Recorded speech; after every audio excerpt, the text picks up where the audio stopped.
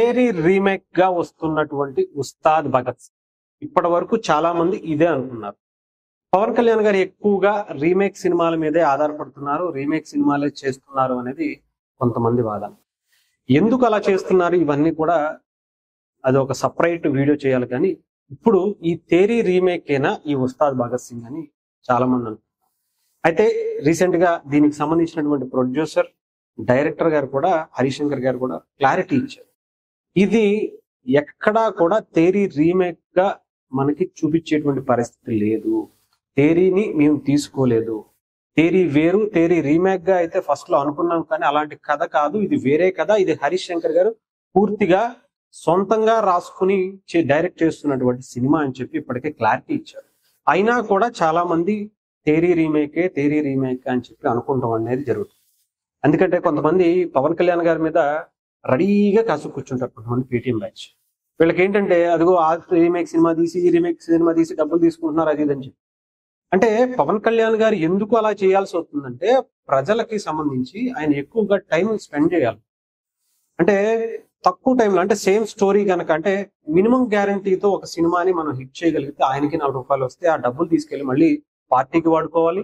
ఆయన ప్రజలకి అనేక సేవా కార్యక్రమాలు చేయడానికి అవే డబ్బులు వాడాలి. కాబట్టి ఆయన ఎక్కువగా, అంటే ఆల్రెడీ కొంచెం పక్క రాష్ట్రాల్లో హిట్ అయినటువంటి సినిమాలు తీసుకొచ్చి ఆయన ఫాస్ట్ గా అయిపోతుంది, ప్లస్ మినిమం గ్యారంటీగా సినిమా ఆడుతుంది అనేటువంటి నమ్మకం ఉంటుంది. కాబట్టి ఎక్కువగా దాని మీద దృష్టి పెడతారు. అలా అని చెప్పి ఓజీ కావచ్చు, హరిహర వీరమల్లు కావచ్చు, కొన్ని సినిమాలు ఉన్నాయి. అవన్నీ కూడా పవన్ కళ్యాణ్ గారు ఓన్ గా తీసుకున్నవి, ఆయన ఓన్ గా చేసినవి. కాకపోతే ఏంటంటే ఆయనకి పరిస్థితులు అనుకూలించవు. అంటే ఒక చాయిస్ తీసుకుని ఒక ఆపర్చునిటీ అనవసరంగా మనం ఎందుకు అవతల వాళ్ళకి ఇచ్చినట్టు, అది మళ్ళీ ఫ్లాప్ అయితే అవతల ప్రొడ్యూసర్ బాధపడతాడు, డైరెక్టర్ బాధపడతాడు, లాస్ అవుతారు, డిస్ట్రిబ్యూటర్లకు ఇబ్బంది అవుతుంది. ఇవన్నీ ఆలోచించి పవన్ కళ్యాణ్ గారు మినిమం గ్యారంటీతో ఉండేటువంటి సినిమాలని ఎక్కువ ప్రోత్సహిస్తూ ఉంటారు. దాంట్లో భాగంగానే ఆయన చేసినటువంటి సినిమాలు చూడాలి.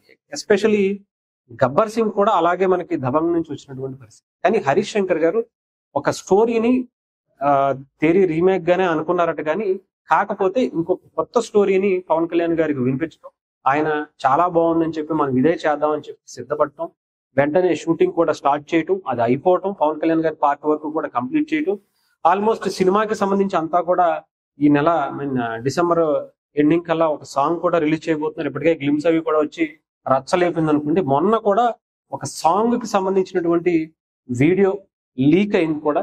దాంట్లో పవన్ కళ్యాణ్ గారు ఎంత ఎనర్జీగా, దాంట్లో ఇప్పటి వరకు పవన్ కళ్యాణ్ గారిని చాలా రోజుల తర్వాత అంత హై ఎనర్జెటిక్ గా డాన్స్ చేసినటువంటి మూమెంట్ కూడా కనిపించలేదని చెప్పాలి.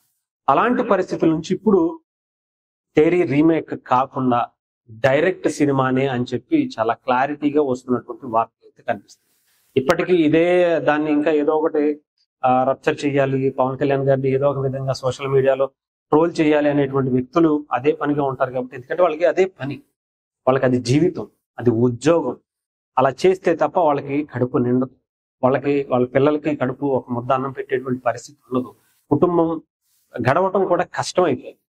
పవన్ కళ్యాణ్ గారి మీద, చిరంజీవి గారి ఫ్యామిలీ మీద, సినిమా ఇండస్ట్రీ మీద ఏదో ఒక విధంగా ఇలాంటివి చేసుకుంటూ, ఎస్పెషల్లీ పవన్ కళ్యాణ్ గారు రాజకీయాల్లో ఉన్నారు కాబట్టి ఒక వర్గానికి ఆ రాజకీయంలో పవన్ కళ్యాణ్ గారు రావటం వల్ల ఇంటికి వెళ్ళి కూర్చోవాల్సి వచ్చింది. కాబట్టి టార్గెటెడ్ గా ఆ డబ్బుల కోసం ఏదో ఒక ట్వీట్ చేస్తే తప్ప ఆ డబ్బులు రావు.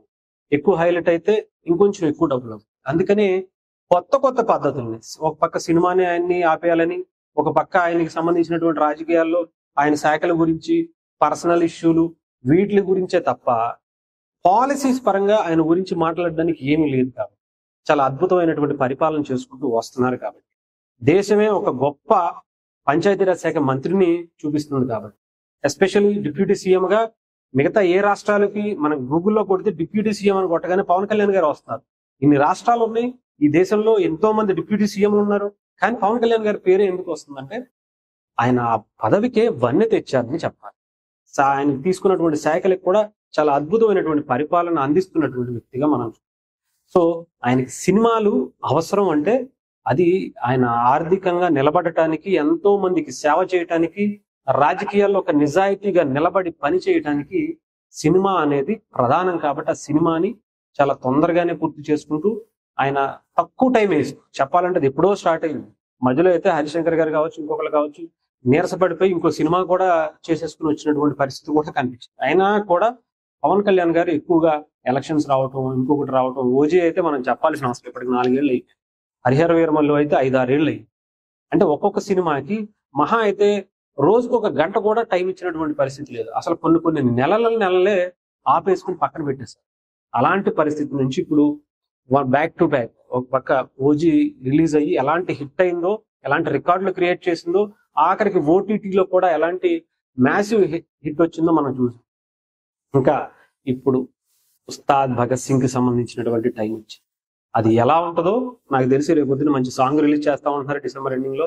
ఆ తర్వాత సినిమా కోసం కూడా ఆ సాంగే డిసైడ్ చేసేటువంటి పరిస్థితి ఉంటుంది. ఎందుకంటే హరీష్ శంకర్ గారి డైలాగ్, ఆయన ఉండేటువంటి మార్క్, డైరెక్షన్ చాలా మంది ఇష్టం. సో అది చాలా రోజులైంది ఆయన దగ్గర నుంచి చూసి. అది పవన్ కళ్యాణ్ గారితో మళ్ళీ కంబ్యాక్ అవుతుంది వీళ్ళిద్దరి కాంబినేషన్ లో. ఎస్పెషల్లీ దేవిశ్రీ గారి మ్యూజిక్ కూడా వీళ్ళ ముగ్గురు కాంబినేషన్ ఒక ట్రెండ్ సెట్ చేసింది. ఆ ట్రెండ్ ని రిపీట్ చేయడానికి సిద్ధం అవుతుందని కూడా